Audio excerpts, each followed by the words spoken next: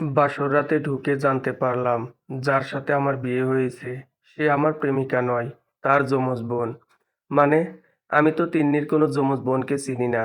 আর ও কোনোদিন বলেওনি তার কোনো বোন আছে। আর তিন্নি কোথায়, কেন বলেনি সেটা জানি না। আর সে বিয়ের আগে আরেকজনকে নিয়ে পালিয়ে গেছে। মানে, কার সাথে পালাবে? ও তো আমাকে ভালোবাসতো। সেগুলো আমি জানি না। তবে বিয়েটা আবুর সাথে হয়নি আপনার। দাঁড়াও, তিন্নির নাম্বারে কল দিচ্ছি, দেখি কার সাথে পালাইছে সে। এসব করে কোনো লাভ নেই। তার ফোন অফ পাবেন। আপনি আমার ফোনের ছবিগুলো দেখুন, বুঝতে পারবেন আমরা যমজ বোন। আদিরা ফোনটা আমার হাতের দিকে বাড়িয়ে দিল। আমি হাতে নিয়ে দেখলাম দুই বোনের অনেকগুলা ছবি। মেয়েটা আমেরিকাতে বড় হয়েছে, মামার কাছে। সেগুলার ছবি সহ প্রমাণও দিল। এবার আরো একটা শক্ত প্রমাণ পেলাম। মেয়েটার ঠোঁটের নিচে তিলটা নেই, যেটা তিন্নির ছিল।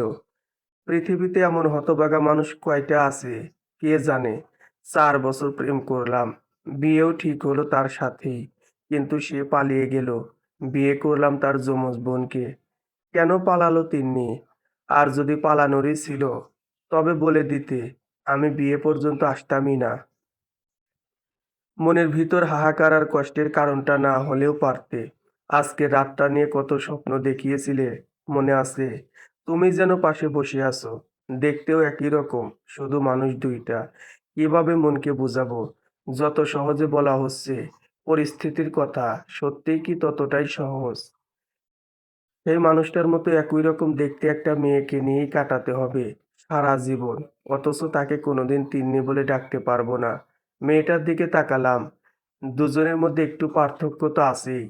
এই মেয়েটার নাম আদিরা না হয়ে হতে পারতো মিন্নি। আমি মিন্নি ডাকতে গিয়ে ভুল করে তিন্নি ডাকতে পারতাম, কিন্তু আদিরাকে কিভাবে তিন্নি ডাকবো? সেটা তো ইচ্ছাকৃত হয়ে যাবে। আদিরা মেয়েটা তিন্নির চাইতে একটু ফর্সা।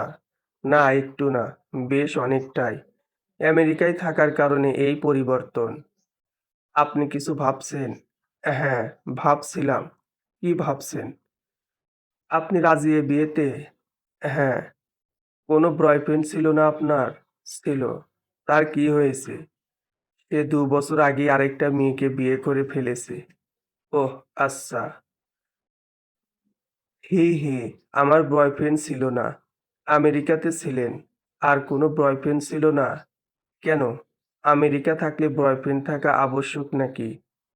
না, তা নয়। তবে না থাকাটা কিছুটা অস্বাভাবিক। আমি ওসবে টাইম পাইনি। পড়ালেখা নিয়ে ব্যস্ত ছিলাম। লাভ কি হলো? সেই তো বিয়ে করে এখন বাড়ি ঘর সামলাতে হবে। একটা কথা আগেই বলে দিই। বলুন। আপু পালিয়েছে বলে কিন্তু আপনি বলতে পারবেন না। তুমি বিছানায় ঘুমাও, আমি সোফায় ঘুমাবো। আপনি আমার সাথেই ঘুমাবেন। সময় নিন। শারীরিক সম্পর্ক দরকার নেই, তবে ভালোবাসতে মানা করবেন না। মেয়েটার কথায় কিছুটা অবাক না হয়ে পারলাম না। তবুও বললাম, আচ্ছা। সে এখন আমার বউ। আমার যেমন তার উপর অধিকার আছে, তেমন তারও আমার উপর পূর্ণ অধিকার আছে। তিন্নি তো আরেকজনকে নিয়ে পালাইছে। আমি কেন এই মেয়েটাকে কষ্ট দেব?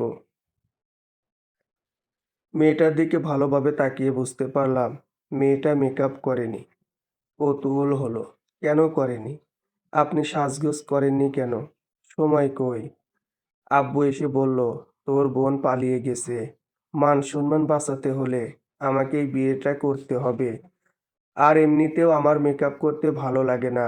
চামড়ার উপর সাদা একটা আস্তরণে নিজের আসল সৌন্দর্য ঢেকে কেন রাখবো? হই কালো বা ফর্সা, তা খারাপ বলেননি। আপনি আমাকে তুমি করে বলতে পারেন। সময় লাগবে। আপনার বোনকেই আমি রিলেশন হবার 6 মাস পর তুমি বলেছি। আপনাদের প্রেম কাহিনীটা বলবেন। আমার খুব শুনতে ইচ্ছে করছে। বাসর রাতে বউকে প্রেম কাহিনী শোনাতে হবে, যেই কাহিনীতে নায়িকা তার আপন বোন। কি আর করার, প্রেম কাহিনী শুনিয়েই রাত শেষ করি। আমি বলতে শুরু করলাম। লাস্ট ইয়ারে যখন পরীক্ষা দিলাম, তখন আপনার বোনের সাথে দেখা। পাশাপাশি সিট পড়েছিল আমাদের। ফার্স্ট আর লাস্ট, 2 সেমিস্টারের পরীক্ষায় একসাথে। সেই পরীক্ষায় আমি খারাপ করি, কারণ তিন্নি। সেই যে তাকিয়েছিলাম তার দিকে। আমি পাস মার্ক তুলে আর কিছু লিখতে পারিনি। পুরো ৩টা ঘন্টা তার দিকে তাকিয়েছিলাম। এরপর খোঁজ খবর নিলাম। স্বাভাবিকভাবেই প্রপোজ করলাম। সে রাজি হলো না। এরপর সেমিস্টারের শেষ দিন পর্যন্ত তার পিছু ঘুরেছি। একদিন সে রিক্সা নিয়ে যাচ্ছিল। আমি রাস্তায় অ্যাক্সিডেন্ট করি। কারণটা আপনার বোন। সেদিন সে নীল শাড়ি পরেছিল, কপালে টিপ, হাতে কাচের চুড়ি, ঠোঁটে হালকা লিপস্টিক। শুধু বাকি ছিল খোঁপায় বেলি ফুলের মালা। আমি বেলি ফুলের মালা আনতে গিয়েই বাইক অ্যাক্সিডেন্ট করি। হাত পায়ে কেটে গিয়েছিল। গুরুতর কিছু না হলেও আঘাত পেয়েছিলাম ভালোই। সাদা বেলি ফুলগুলো রক্তে লাল হয়ে গিয়েছিল। ভালোই লাগছিল দেখতে। অন্যরকম জিনিস। সবারই ভালো লাগে। আমি বেলি ফুলের মালা নিয়ে সেই জায়গায় গিয়ে দেখলাম সে নেই। জ্যাম ছুটেছে। রিক্সা চলে গেছে। আমি আমার রুমে কোনোদিন একটা পুরাতন জিনিসও রাখিনি। কিন্তু সেই রক্তমাখা বেলি ফুলের মালাটা আমার কাছে এখনো বেশ যত্নেই আছে। শুকিয়ে কালো হয়ে গেছে। নিষ্প্রাণ, নির্জীব। তবুও যত্নে রেখেছি। আজ দেওয়ার কথা ছিল। এরপরও সে আমাকে ভালোবাসি বলেনি। সেদিন কাঠফাটা রোদ। রোদের তাপে ঘেমে একাকার হয়ে গেছি। মনে হচ্ছিল গোসল করে এসেছি কেবল। গরম পানি এখনো গায়ে লেগে আছে। তিন্নিকে দেখলাম, সেও ঘামছে। শরীরের ভাঁজগুলো বোঝা যাচ্ছে। ঘামের কারণে ফুটে উঠেছে দেহের কিছু অংশ। সে আইসক্রিম খাচ্ছে। আমি তাকে রিক্সা ডেকে দিলাম। বললাম, কোথাও নামবেন না। বাসায় গিয়ে গোসল করে নিবেন। আর একটু ঢিলে ঢালা পোশাক পরবেন। তিন্নি চলে গিয়েছিল। সেদিনও ভালোবাসি বলেনি। এরপর আরেকদিন দেখা হয়েছিল। সেদিন আমাদের বিদায় অনুষ্ঠান ছিল। সে আসলো, এসে বলল, ভাইয়া, অভিনন্দন। আপনাকে খুব মিস করব। চলে যাবেন আমাদের ছেড়ে। আমি বোকার মতো বলেছিলাম, তুমি বললেই থেকে যাব। ওগুলো নিয়ে সে কি হাসাহাসি। এরপর ২ মাস দেখা হয়নি। আমি ধরেই নিয়েছিলাম আমার প্রেম অপূর্ণ থেকে যাবে। হঠাৎ করেই তিন্নির সাথে সেদিন দেখা হয়ে যায়। রাস্তায় বাচ্চাদের সাথে ক্রিকেট খেলছিলাম আমি। হঠাৎ সে ডাকে, এই বাচ্চা, শোনেন। আমি তাকিয়ে দেখি তিন্নি। সে আমার হাতে একটা চিঠি গুঁজে দিয়ে বলেছিল, ভালোবাসি। সেদিনই প্রথমবার ভালোবাসি বলে সে। এরপর শুরু হয় প্রেম। প্রেমের সময় কি কি হয় সেগুলা না হয় নাই বললাম। আপনার অজানা নয় এগুলা। তবে অনৈতিক কোনো দাবি কখনোই আমার ছিল না। কথাগুলো বলতে বলতে চোখ ভিজে গেছে বুঝতে পারছি। হয়তো আদিরাও বুঝতে পারছে। খুব ভালোবাসতেন আপুকে, তাই না? খেয়াল করলাম তার চোখেও পানি। আমি কি মানুষকে এত সহজেই কাঁদাতে পারি নাকি? সে আবার বলল, বেলি ফুলের মালাটা আমাকে দেবেন। কেন? আমি না হয় তিন্নি হয়েই থাকি। আদিরা নামটা না হয় ভুলে যান। না। কেন? আমি তো তিন্নির মতোই দেখতে। বাইরের দিক থেকে হয়তো আদিরা। তিন্নি চেনা যাবে না। তবে চিন্নির স্মৃতি সবসময় ঘুরবে মাথায়। একটা কথা বলবো, যদি কিছু মনে না করেন। হ্যাঁ, বলুন। আপনি আমার বেস্ট ফ্রেন্ড হবেন। আমার না কোনো বেস্ট ফ্রেন্ড ছিল না কখনো। আর শুনেছি এ দেশে নাকি মেয়েকে পছন্দ না হলে স্বামী মারধর করে। আপনি আমাকে মারবেন না, প্লিজ। আমি আপনাকে বিরক্ত করব না। মেয়েটার কথায় অবাক না হয়ে পারলাম না। এত সহজে কিভাবে মেনে নিলে সবকিছু? আর স্বামীকে কেউ বেস্ট ফ্রেন্ড হতে বলছে? এই প্রথমবার শুনলাম। কি হলো, কথা বলছেন না কেন? ভাবতেছি কি করা যায়। দেখুন, আমরা বন্ধু হয়ে থাকলে তো আপনার জন্য ভালোই হবে। আঙ্কেল আন্টি বুঝতেই পারবে না যে আপনি আমাকে মেনে নেননি। কালকে জানাবো। আমার ঘুম পাচ্ছে। আমি কি ঘুমাবো? ঠিক আছে, ঘুমান। রাত তখন ২টা ১৫। তাকে ঘুমাতে বলে একটা সিগারেট ধরালাম। কেমন একটা অদ্ভুত অনুভূতি পোড়াচ্ছে আমাকে। মাথা ঝিমঝিম করছে এখনো। তিন্নি মেয়েটা যে আমাকে বিয়ে করার জন্য প্রায় পাগল হয়ে গিয়েছিল। সে নিজেই পালালো। মেনে নেব কিভাবে? হঠাৎ আদিরা উঠে বলল, আমাকে একটা দিবেন? কিছুটা ধমকের সুরে বললাম, সাহস তো কম না। আমার কাছে সিগারেট চাচ্ছেন? আপনি কেন খাচ্ছেন? আপনাকে কেন বলবো? চুপচাপ ঘুমান। বেশি কথা বলবেন না। মেয়েটা কান্না জড়িত কণ্ঠে বলল, সিগারেট তো দিলেনই না, উল্টা বকা দিচ্ছেন। আচ্ছা, 2 টান দিবেন, এর বেশি না। ওকে, থ্যাংক ইউ। মেয়েটার হাতে সিগারেট দিয়ে ভরসা পাচ্ছি না। যা ভাবছি তাই। 2 টান দিয়েই মাথা ঘুরে পড়ে গেছে। ধরার আগেই সে বিছানায় পড়ে গেল। বাসর রাতে সিগারেট খেয়ে বউ অজ্ঞান। আমি রিপোর্টার হলে শিওর এই খবরটা ছাপাতে ভুলতাম না। মেয়েটার কাণ্ড দেখে হাসি পাচ্ছে। সিগারেটটা তুলতেই দেখলাম সিগারেটের গোড়ায় লিপস্টিক লেগে আছে। টানবো নাকি টানবো না ভাবার সময় নেই। পুড়ছে সিগারেট, পুড়ছে ধোঁয়া। তারপর কি? ছন্দ আসছে না। তিন্নির কথা ভাবতে ইচ্ছা হচ্ছে না। এই মেয়েটার মোহে আটকা পড়তে ইচ্ছে হচ্ছে। মেয়েটার দিকে তাকালাম। এত রাতে চাঁদ থাকার কথা না, তবুও বাইরে মস্ত বড় একটা চাঁদ। জানালার পর্দা সরিয়ে দিলাম। চাঁদের আলো মেয়েটার মুখে এসে পড়ল। এবার পরিপূর্ণ। কথা ছিল তিন্নিকে এভাবে দেখব। তিন্নিকেই দেখছি, তবে নাম তিন্নি না, এর নাম আদিরা। শীতকাল, ঠান্ডায় মেয়েটা নিজেকে গুটিয়ে নিয়েছে। আমি গিয়ে শুয়ে পড়লাম মেয়েটার পাশে। কিছুক্ষণ যেতেই মেয়েটা আমাকে জড়িয়ে ধরল। তার শরীরের উষ্ণতা আমাকে কিছুটা কামুকি করে তুললেও সেটাকে মাথা থেকে নামিয়ে দিলাম। পরদিন সকালে মেয়েটাকে কোথাও দেখতে পাচ্ছি না। হাত মুখ ধুয়ে এসে দেখলাম আদিরা আম্মুর সাথে রান্নাঘরে চা বানাচ্ছে। আমি বললাম, আমাকে চিনি বেশি দিয়ে 1 কাপ চা দিন। চায়ের অর্ডার করে বাইরের দিকে তাকালাম। ভাবখানা এমন যে একটা কফি শপে বসে বসে অর্ডার করছি আর বাইরের প্রকৃতি দেখছি। মেয়েটা চা আনলো। না, চা বেশ ভালো বানায় মেয়েটা। ভেবেছিলাম হয়তো খাওয়া যাবে না, এখন দেখছি রোজ খেতে হবে। আম্মুর সামনেই বললাম, প্রতিদিন সকালে চা নিয়ে আমার ঘুম ভাঙাবেন। কাপ পিটিসের টুংটাং শব্দে ঘুম ভাঙা সকাল কখনো খারাপ হবে না মনে হয়। মেয়েটা লজ্জা পেল কিনা জানি না, তবে এবার আম্মুকে ভালোভাবে খেয়াল করতেই উঠে চলে এলাম। বিয়ের ব্যস্ততা কাটতে কাটতে আরো 15 দিন। এর বাড়ি যেতে হয়, ওর বাড়ি যেতে হয়। এত ব্যস্ত কোনোদিন হইনি। তবে একটা জিনিস হাজার ব্যস্ততায়ও ভুলতে পারিনি, তিন্নি। চোখের সামনে মেয়েটা হাসে, দৌড়ায়, কথা বলে। আমি ছুঁয়ে দেখতে পারি না, আমি ভালোবাসতে পারি না। মেয়েটার সাথে মন খুলে কথাও বলতে পারি না। কেন পারি না? সেটাই তো, কেন পারি না? ভাবাচ্ছে বিষয়টা প্রচুর। আমার কেন জানি এখনো বিশ্বাস হচ্ছে এই মেয়েটা আদিরা। আমার মনে হচ্ছে এটাই তিন্নি। একটা মজার খেলা চলছে আমার সাথে। আমি কি জোকার? সার্কাস দেখাতে এসেছি?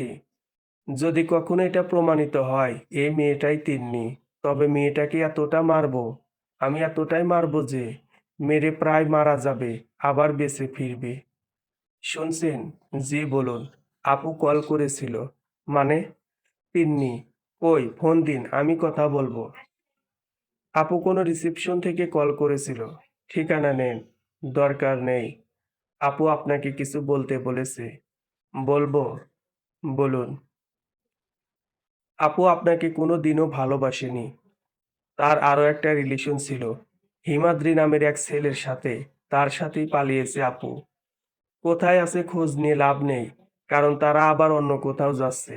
আদিরার কথা শুনে হার্ট অ্যাটাক হয়তো করিনি, তবে মৃত্যুর ইচ্ছাটা খুবই তীব্রতর হলো। সিগারেটে টান দিয়ে ভাবলাম, উত্তর কি দেব? আদৌ কি মনকে বোঝানোর মতো উত্তর আমার কাছে আছে? নেই হয়তো। আদিরার দিকে তাকালাম, তার চোখে স্পষ্ট ভালোবাসা দেখতে পেলাম আমি। আমি ডাকলাম, তিন্নি। আদিরা ছলছল চোখে বলল, আপু কেন এমন করলো? আপনার মতো মানুষকে কষ্ট দিয়ে সে কখনো ভালো থাকতে পারবে না, কখনোই না। আমি আদিরার গালে ঠাস করে 2টা চড় মেরে দিলাম। গালে 4 আঙ্গুলের দাগ পড়ে গেছে। মেয়েটা এবার কেঁদেই ফেলল। মেয়েটা থাপ্পড় খেয়ে দূরে সরে গেল না, বরং অবাক করে দিয়ে আমাকে জড়িয়ে ধরে কাঁদতে লাগলো। মেয়েটা তো সেদিন বলেছিল না মারতে, তবুও কেন মারলাম আমি? মেয়েটার কান্নায়ও আলাদা একটা মায়া আছে। শুধু সুন্দরী না, পৃথিবীর সব মেয়েরই আছে। তারা কাঁদলে একটা আলাদা রকম ভালো লাগা কাজ করে মেয়েটার উপর। প্রচুর দুর্বলতা এই কান্নায়। বাস্তবিক জীবনেও এই কান্নার কারণেই একটা মেয়ের প্রেমে পড়েছিলাম। সে কথা না হয় অন্য একদিন বলবো। মেয়েটার গালের দিকে তাকিয়ে দেখলাম ফুলে গেছে খানিকটা। মেয়েটার কান্না থেমেছে, তবুও ছাড়েনি আমাকে। সেভাবে জড়িয়ে ধরে আছে, বরং একটু শক্ত করেই ধরেছে। ইচ্ছা হচ্ছে একটু ভালোবাসি মেয়েটাকে, কিন্তু তিন্নি।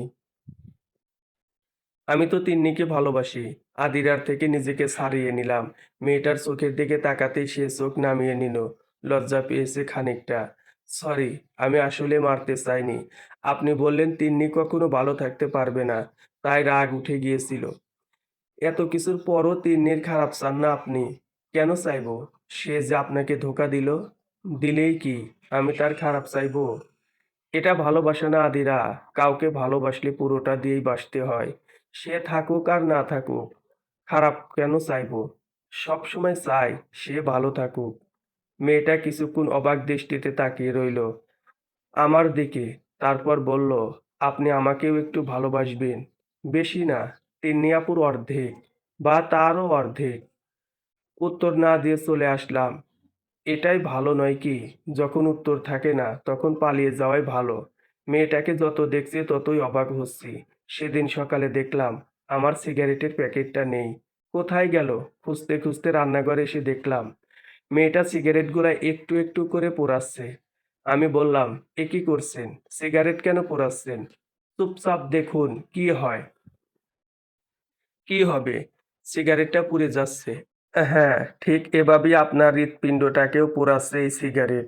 হুম, তো শুনুন, আপনি আজ থেকে সিগারেট কম খাবেন। ২-১টা চলবে, তবে প্যাকেট প্যাকেট খাওয়া বন্ধ। আমি চাই না আপনাকে এত তাড়াতাড়ি হারিয়ে ফেলি। ধরুন আপনি আমাকে মেনে নিলেন, কিন্তু সেটা আজ থেকে ১০ বছর পর। আর তখন আপনি ক্যান্সারে আক্রান্ত। আমি কি করব তখন? এটারও জবাব দেইনি। মেয়েটা বড্ড বোকা, আবার ভীষণ চালাক। বোকামিটা বাইরে বাইরে, তবে ভিতরের প্রচুর চালাকি, এমনটাই মনে হয় আমার। সন্ধ্যা হলো, মেয়েটা ব্যালকনিতে দাঁড়িয়ে চা খাচ্ছে। মেয়েটা আবার শাড়ি পরা শিখলো কিভাবে? থাকতো তো আমেরিকা, সেখানেও শাড়ি পাওয়া যায় নাকি? কালো একটা শাড়ি, বরাবরই কালো রংটা আমার পছন্দ। গায়ের রঙের সাথে বেশ মিলে যায়, তাই অতিরিক্ত পছন্দের কারণ। মেয়েদের পিঠের দিকটা বেশ মসৃণ হয়, ঘাড়ের নিচের জায়গাটুকু ভীষণ মসৃণ হয়। আমি আদিরাকে না ছুঁয়েও কল্পনা করলাম, তিন্নি থাকলে হয়তো এখন তাকে পিছন থেকে জড়িয়ে ধরতাম। হয়তো বা খোলা জায়গাটুকুতে একটা কিসও করতাম। আদিরাকেও করতে পারি, সে মানা করবে না। তবে অবাক হবে, বেশ অনেকটাই অবাক হবে। বেশিক্ষণ তাকালাম না, কারণ যৌনতা একবার বাসা বাঁধলে ভালোবাসা তখন উড়ে যায়, মাথায় থাকে না। স্বাভাবিক কথাগুলো তখন পুরো পৃথিবী জুড়েই শুধু নারী দেহ আর যৌনতার ঘ্রাণ ভাসে। সামনে সুন্দরী বউ, পিছনে দাঁড়িয়ে থাকা ছেলেটা কখনো ভালোবাসা নিয়ে ভাববে না। অন্তত বাঙালি তো নয়ই। বাঙালির স্বভাব হলো ধরো তক্তা, মারো পেরেক। আমিও ব্যতিক্রম নই। তবে আমি চাই না এমন কিছু হোক, যার কারণে পরে আফসোস করতে হয়। নিজেকে সংযত করলাম, ফিরে আসলাম রুমে। আপনারা কখনো খেয়াল করেছেন, গোলাকৃতি মুখে সাদা চশমা কিন্তু বেশ মানায়, বিশেষ করে মেয়েদের। সাদা চশমা আর গোল মুখ যেন একে অপরের জন্যই তৈরি। মেয়েরা লম্বা মুখে চশমা পরলে ভালো লাগে না, তা না, তবে ততটাও ভালো লাগে না যতটা মাঝারি গোল একটা মুখে লাগে। আদিরার দিকে তাকালে যে কেউ মুগ্ধ হতে বাধ্য। মাঝারি গোল মুখ, দূর থেকে দেখলে গোল মনে হয়, কাছে গেলে কিছুটা লম্বা লাগে। আমি বহুবার তিন্নির প্রেমে পড়েছি এ কারণে। আজ আদিরার প্রেমে পড়তে ইচ্ছা হচ্ছে, তবে তিন্নি যে পিছু ছাড়ছে না কিছুতেই। প্রতিটা সেকেন্ডে কুরে কুরে খাচ্ছে আমাকে। সারাদিন যতই দূরে থাকি, রাত হলে এক বিছানায় মাত্র কয়েক ইঞ্চি দূরে শুয়ে কেউ আমাকে ভালোবেসে যাচ্ছে গোপনে, আর সেটা আমি জানি, তবুও কিছু বলতে পারি না। মাঝে মাঝে প্রচন্ড খারাপ লাগে আদিরা মেয়েটার জন্য। আমি চাইলেই কি পারি না মেয়েটাকে হাসি খুশি রাখতে? সত্যিই কি পারি? যদি পারবই, তবে কেন করছি না? ও হ্যাঁ, তিন্নি। মেয়েটাকে ভালোবাসতাম, সে তো চলেই গেছে। তবে আমি কেন এই মেয়েটাকে কষ্ট দেব প্রতিনিয়ত? হ্যাঁ, এগুলো আমিও ভাবি। তবে দিন শেষে আদিরার দিকে তাকালেও সেই তিন্নিকেই দেখি আমি। মেয়েটার স্মৃতি যে পিছু ছাড়ছে না কিছুতেই। কিভাবে ভুলে যাব তাকে? কোনো উপায় আছে কি? পাশ থেকে মেয়েটা চিমটি কাটলো। ব্যথায় উহ বলে উঠলাম আমি। মেয়েটা আমাকে নিয়ে খেলছে। খেলুক। আমি বরং কিছুটা ঘুমাই। আদিরা আর কিছু করলো না। এরপর থেকে প্রায় রাতেই খেয়াল করতাম আদিরা আমাকে প্রচণ্ড জড়িয়ে ধরে ঘুমাচ্ছে। আগে উল্টো হয়ে ঘুমাতাম। আমার পিঠের সাথে মেয়েটা ব্যথা পেত। তাই এখন তার দিকে ফিরে ঘুমাই। বুকের সাথে পারলে মিশে যায় মেয়েটা। মাঝে মাঝে ঘুম ভাঙলেই খেয়াল করি মেয়েটা কেঁদেছে। কেঁদে চোখ মুখ ফুলিয়ে ফেলেছে। আমি দীর্ঘশ্বাস ছাড়ি। এছাড়া আর কি করব? আজ রাতে হঠাৎ আদিরা বলল, একটা কথা বলবো। রাগ করবেন? কি কথা? আগে বলুন রাগ করবেন কিনা। রাগ করার মতো কথা হলে তো রাগ করবই। না থাক, তাহলে বলবো না। আপনি রেগে গেলে মারেন। আমি কখনো মার খাইনি। সেদিনই প্রথম। প্রচুর ব্যথা লাগে আপনি মারলে।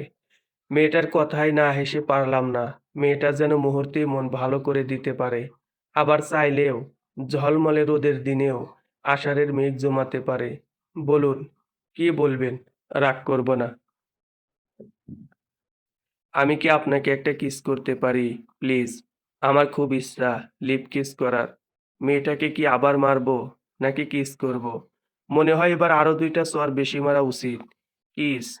চিন্তায় পড়ে গেলাম। আমি অবাক হয়ে দেখলাম সামনে আদিরা নেই। হঠাৎ করেই যেন তার সাহসটা বেড়ে গেছে। কিছুটা ঝাঁপিয়ে পড়েছে আমার উপর। বিছানায় পড়ে গেলাম। মুখ দিয়ে কোনো শব্দ বের হচ্ছে না। বিস্ময় আর রাগ দুটোর কোনোটাই কন্ট্রোলে নেই। আদিরা মেয়েটার নিঃশ্বাস আমার মুখের উপর এসে পড়ছে। ঠোঁট জোড়ায় এত কাছে চলে এসেছে যে তার লিপস্টিকের গন্ধ পর্যন্ত পাচ্ছি। দম বন্ধ হয়ে আসার সময় হয়েছে। কোনো মতে নিঃশ্বাস নিলাম। কথা বলার সুযোগ নেই আমার। আর কিছু করারও নেই। মেয়েটা কিছুটা পাগলের মতোই আচরণ করলো। ঠোঁট জোড়া চেপে ধরলো আমার ঠোঁটে। তারপর কতক্ষণ এভাবে ছিলাম মনে নেই। যখন হুঁশ ফিরল আমি তাকিয়ে দেখলাম মেয়েটা হাসছে। তার ঠোঁট কেটে রক্ত বেরুচ্ছে। তবুও হাসছে। যখন সজ্ঞানে ফিরলাম তখন ইচ্ছা হচ্ছিল থাপ্পড় দিয়ে ৩২টা দাঁত ফেলে দেব। কিন্তু রক্ত দেখে রাগ পড়ে গেল। কিছু বলতে পারলাম না। মেয়েটাকে রক্তখেকো খুব পিশাচিনী মনে হচ্ছে। ছোটবেলায় একটা কার্টুন দেখতাম, নাম মনে নেই। তবে সেখানে যেই পিশাচিনীটা ছিল ঠিক তেমনই লাগছিল আদিরাকে। মেয়েটা ফ্রেশ হয়ে আসলো। রক্ত পড়ছে না এখন আর। তবে বুঝতে পারতেছি কয়েকদিন ভুগতে হবে তাকে। ঝাল কিছু খেতে পারবে না। ড্রয়ার থেকে একটা ক্রিম দিয়ে বললাম ঠোঁটে অল্প লাগিয়ে নিন। জ্বলবে একটু, তবে ঠিক হয়ে যাবে। আপনি লাগিয়ে দিন। আমি পারবো না। আপনাকে দিছি, আপনি নিজে করে নিন। আপনি রাগ করেছেন? আবার মারবেন আমাকে? আদিরা, প্লিজ, আপনার অভিনয় থামান। আপনি ধর্ষণ করার চেষ্টা করেছেন আমাকে। কি? পুরুষ ধর্ষণ? কি বলতে কি বললাম? বউ হাসছে, হেসেই যাচ্ছে। এই হাসির দিকে তাকালে মায়ায় আটকাতে বাধ্য। তিন্নিকে কখনো এভাবে হাসতে দেখিনি। সে অনেকটা গম্ভীর ছিল। সবসময় একটা ভাব নিয়ে থাকতো। অনেক ইচ্ছা ছিল মেয়েটা হাসবে। বেশ শব্দ করেই হাসবে। আমি দেখব। আমি শুনবো সে হাসি। মাতাল হব। প্রেমে পড়ব। সে হাসি আমি দেখেছি বটেই। তবে প্রেমে পড়ার সুযোগ নেই।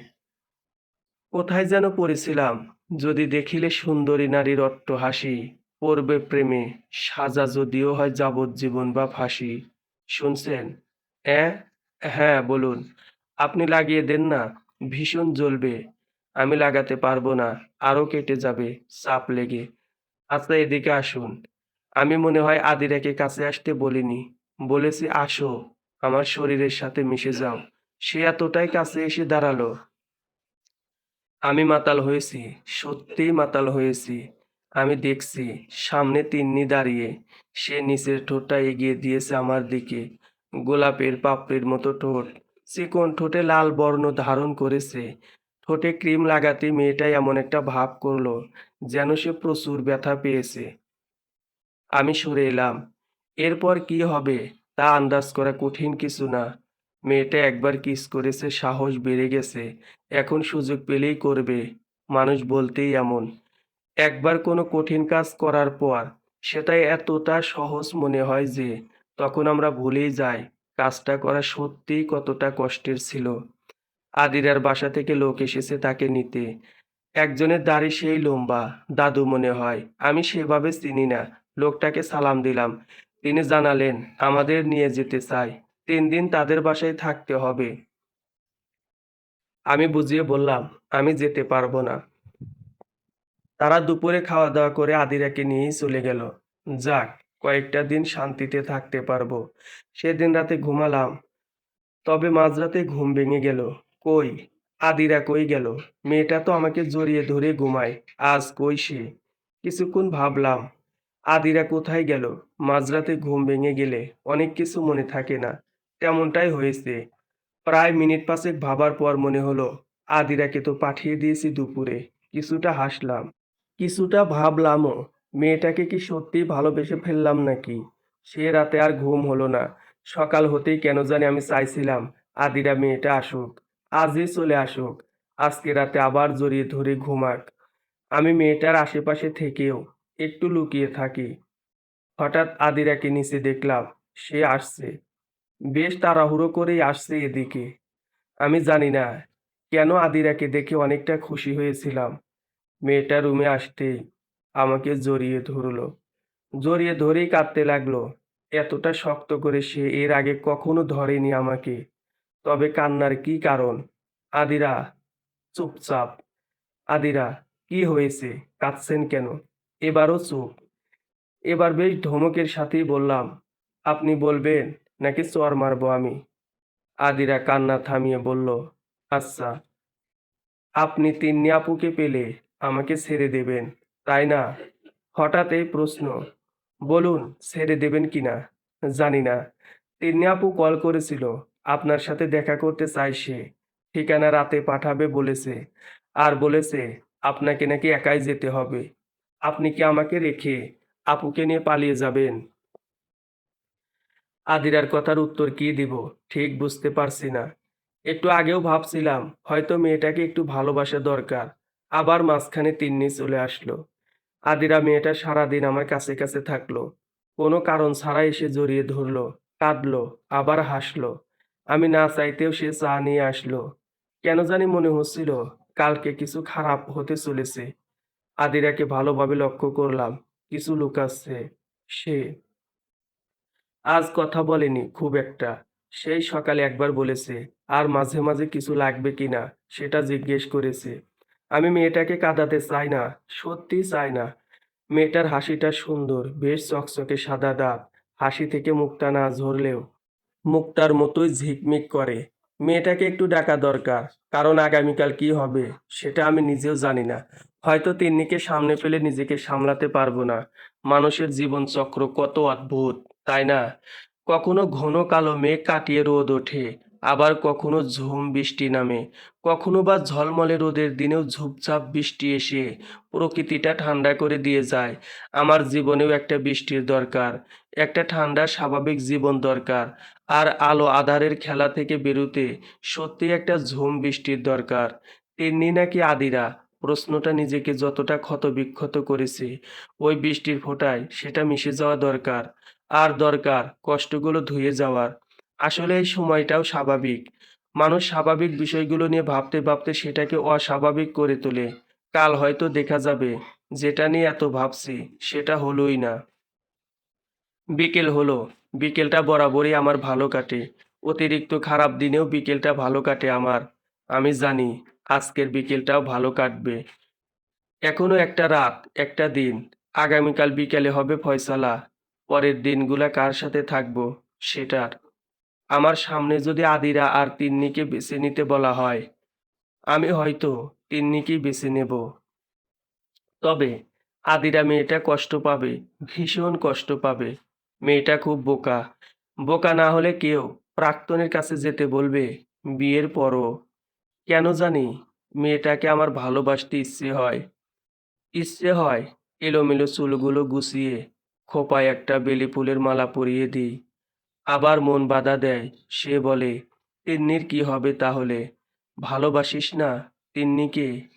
আমি দোটানায় পড়ে যাই, গুটিয়ে নিই নিজেকে। চায়ের কাপ হাতে বসে বসে ভাবছি, হঠাৎ খেয়াল করলাম আম্মু পাশে এসে দাঁড়িয়েছে। আম্মু, কিছু বলবে? আম্মু আমার মাথায় হাত বুলিয়ে বলল, আদিরা মেয়েটা আজ সারাদিন কিছু খায়নি, তুইও নাকি খাসনি, তাই না খেয়ে বসে আছে। মেয়েটার অভ্যাস নেই, শরীর খারাপ করবে। আচ্ছা তুমি যাও, আমি দেখছি। আর একটা কথা বলার ছিল। বলো। তিন্নি তো চলে গেছে, আদিরা মেয়েটাকে কষ্ট দিস না। মেয়েটা আমাকে জড়িয়ে ধরে কাঁদে, আমি সান্ত্বনা ছাড়া আর কি দিতে পারি বল। আমি কিছু বললাম না। আম্মুকে শুধু বললাম, আদিরাকে পাঠাও। আম্মু চলে গেল। কিছুক্ষণ পর সিঁড়িতে পায়ের শব্দ পেয়ে বুঝতে পারলাম আদিরা আসছে। মেয়েটা নিঃশব্দে হাঁটে, অল্প আওয়াজ হয়, সেটা আমার কান এড়ায় না। মেয়েটা ছাদে আসলো, আমি বললাম, রুমে চলুন। মেয়েটা কিছু বুঝতে না পেরে 2 সেকেন্ডের মতো দাঁড়িয়ে রইল, তারপর আবার আমার পিছনে হাঁটতে লাগলো। আপনি খাননি কেন? এমনিতেই। আমি খাইনি তাই? হ্যাঁ। কতদিন না খেয়ে থাকতে পারবেন জানি না। আমি খেলে খাবেন? হুঁ, খাবো না। কেন খাবেন না? আমাকে খাইয়ে দিতে হবে। মেয়েটার মুখের দিকে তাকালাম, সে প্রায় নিশ্চিত আমি তাকে খাইয়ে দেব। আদিরা মেয়েটাকে এখন বউ বউ মনে হচ্ছে। নতুন বউ অভিমান করে না খেয়ে থাকলে যেমন খাইয়ে দিতে হয় তেমনটাই করছে সে। খারাপ লাগছে না, বরং কিছুটা ভালো লাগতাছে। আগেই বলেছিলাম বিকেলটা সর্বদাই আমার ভালো যায়। খাবার আনলাম, মেয়েটা খাবারটা 2 ভাগে ভাগ করলো। সে বলল, আপনিও খাননি, আপনি এখান থেকে আমাকে খাইয়ে দিবেন, আমিও আপনাকে খাইয়ে দেব। তাই খাবার ভাগ করলাম। আপনি তো আবার আমার এখান থেকে খাবেন না। আমি কিছু না বলে খাবারটা আবার একসাথে করে ইশারা করলাম, নিন, শুরু করুন। মেয়েটা এতটা খুশি হলো যে বলার বাইরে। জীবনে কাউকে খাইয়ে দিয়েছে কিনা সন্দেহ, কারণ আমাকে খাওয়াতে গিয়ে নিজেই হা করতেছে বারবার। আমার হাসি পাচ্ছে মেয়েটার বাচ্চামিতে, মায়া বাড়ছে মেয়েটার প্রতি। খাওয়া শেষ করে মাগরিবের নামাজটা পড়লাম, দোয়া করলাম আল্লাহর কাছে কালকের দিনটা যেন খারাপ না হয়। আমি এখনো কনফিউজড, কাকে বেছে নেব আমি, আদিরা নাকি তিন্নি। রাতে দুজনের একজনও ঘুমায়নি, বলতে গেলে ঘুম আসেনি। মেয়েটার ভয় আমার থেকেও বেশি। রাতে মেয়েটাকে কয়েকবার কিস করেছি তার কথায়। সে বলল, আমার একটা কথা রাখবেন। আমি বললাম, কি কথা?